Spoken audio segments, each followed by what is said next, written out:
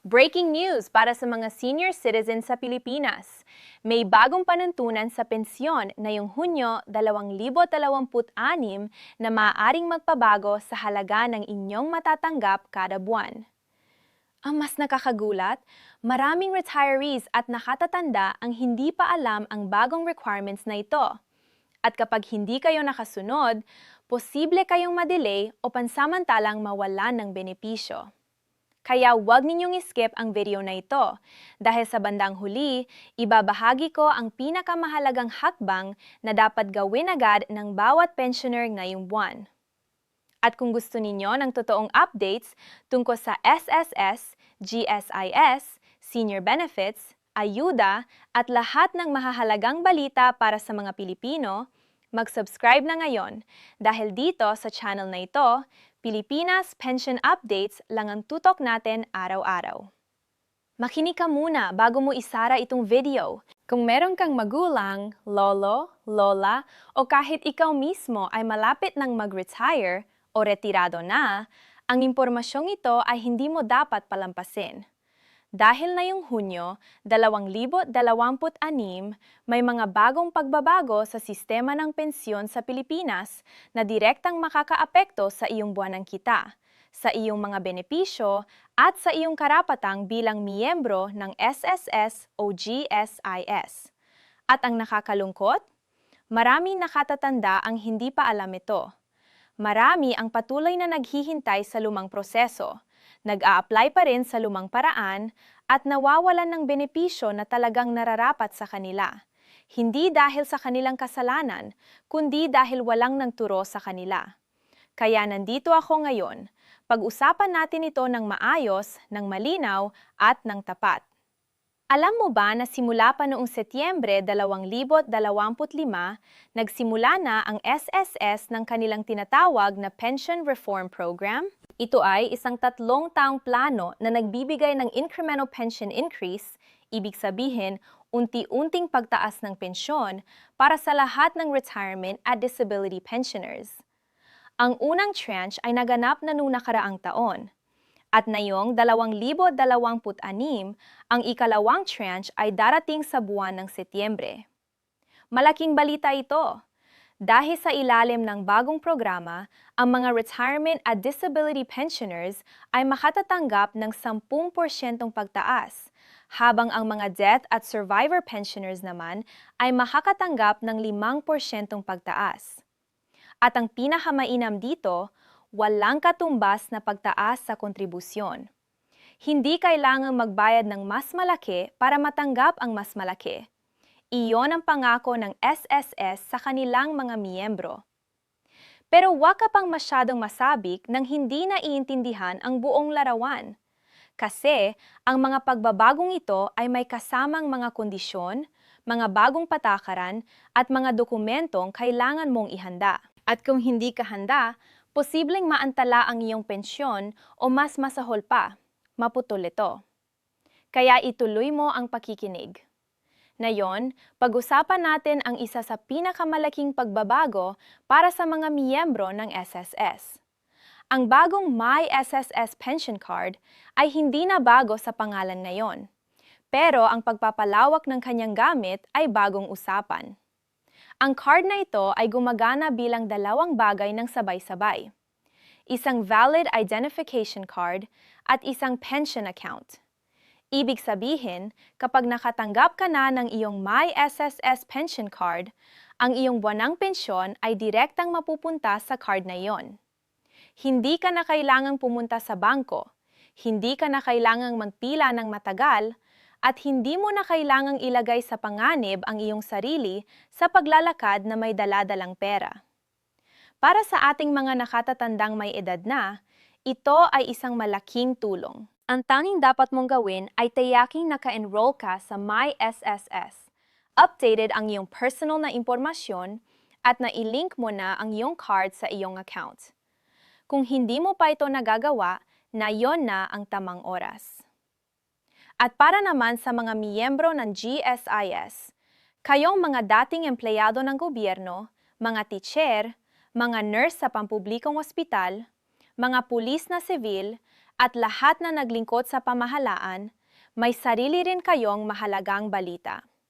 Ang GSIS ngayong 2026 ay nagpapalawak ng kanilang GSIS Touch app.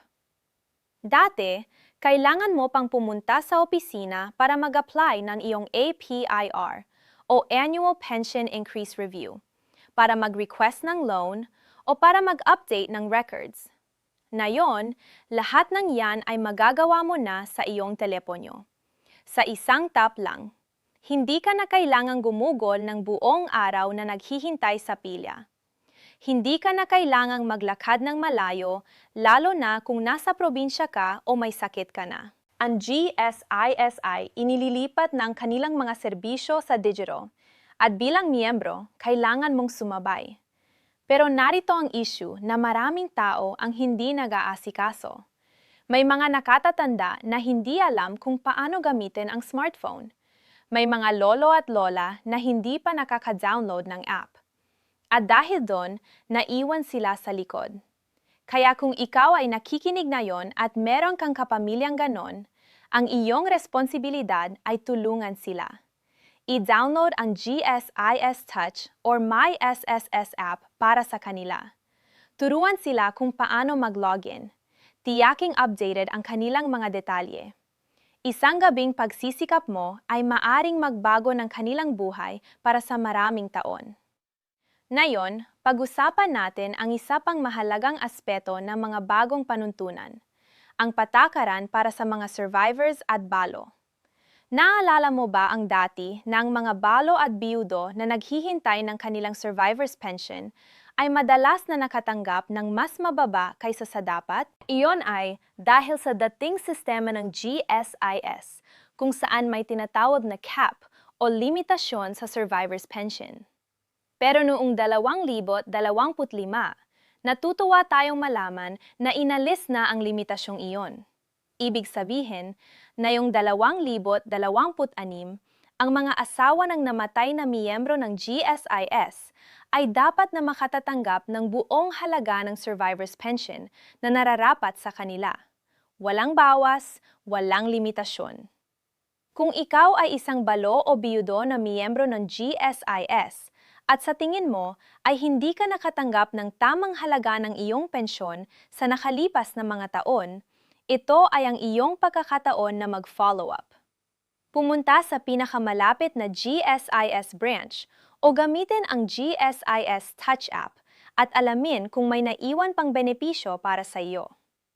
At para sa mga nakatatanda na wala namang SSS o GSIS, ang mga ina at ama na buong buhay nila ay natrabaho sa bukid, sa palengke o sa bahay bilang mga full-time na magulang at tagapag-alaga. Meron din kayong lugar sa usapang ito. Ang Social Pension Program ng gobyerno na pinamamahalaan ng DSWD ay para sa mga indigent senior citizens na may edad 60 taon pataas na walang ibang pinakukunan ng pensyon at na-classified bilang frail, sickly o napapalibutan ng kahirapan. Kung ang inyong lolo o lola ay nasa kategoryang ito, kailangan silang ma-enroll sa programa. Ang aplikasyon ay maaaring gawin sa inyong lokal na LGU o barangay hall. Huwag ipagpaliban ito dahil ang bawat buwan na napalampas ay buwan ng tulong na hindi na mababawi. Narito rin ang isang bagay na kailangan nating pag-usapan ng bukas, ang usapin ng Emergency Loan Program. Simula ngayong 2026, nagpapalawak ang SSS ng kanilang Emergency Loan Program hanggang Disyembre ng taong ito o hanggang sa mabawi ang deklarasyon ng kalamidad. Ito ay isang mahalagang lifeline para sa mga miyembro na naapektuhan ng mga natural na sakuna o iba pang emergency na sitwasyon. Kung naapektuhan kang miyembro ng SSS at kailangan mo ng tulong pinansyal ng mabilis, huwag mahiyang gumamit ng programang ito.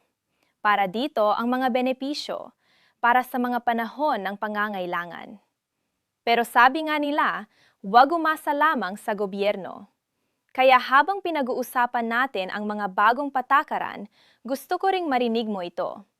ang isa sa pinakamatalinong bagay na magagawa ng isang nakatatanda o ng isang nagpaplano para sa kanyang pagreretiro ay ang pag-aaral. Hindi lang pag-aaral sa klase, kundi pag-aaral kung paano gumagana ang sistema.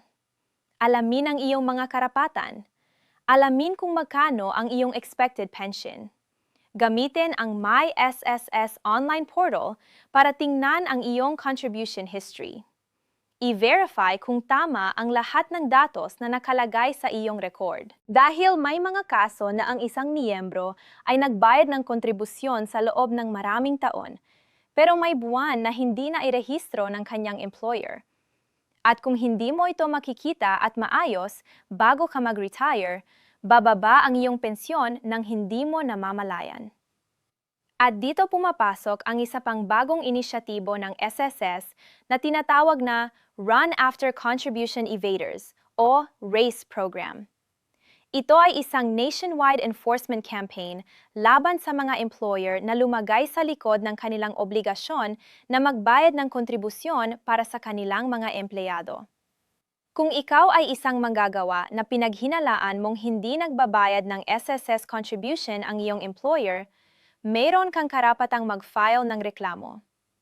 Hindi mo kailangang matakot. Ang gobyerno mismo ang naghahabol sa mga ganitong employer. At ang iyong mga naiwalagang kontribusyon, kung mapapatunayan, ay pwedeng ma-recover. Isa pa sa mga pinaka-exciting na pagbabago para sa 2026 ay ang microloan program ng SSS. Noong Disyembre 2025, inaprubahan ng Social Security Commission ang mga guidelines para sa programa nito. At ang implementasyon ay inaasahang mangyayari ngayong 2026.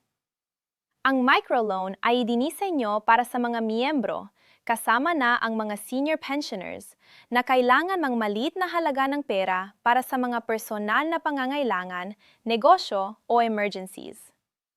Hindi ito ang tradisyonal na salary loan na kailangan mong may aktibong trabaho. Ito ay isang mas flexible na loan product na mas maraming miyembro ang makaka-access. Kung gusto mong malaman kung kwalipikado ka, bisitahin ang pinakamalapit na SSS branch o ang opisyal na website ng SSS sa sss.doc.gov/ph.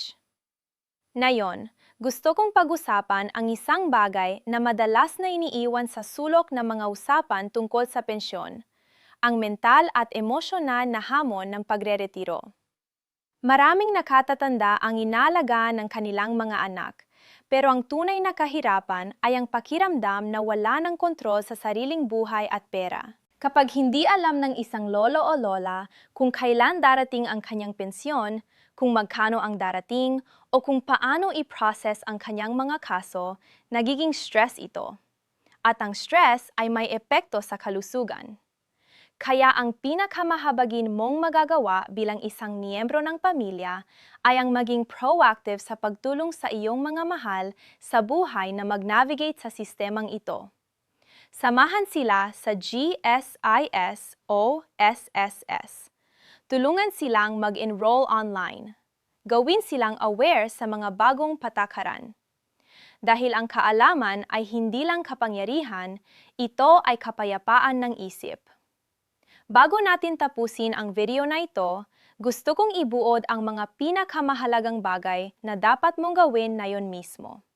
Una, kung miyembro ka ng SSS, mag-login sa My SSS portal at i-verify ang iyong lahat ng contribution records.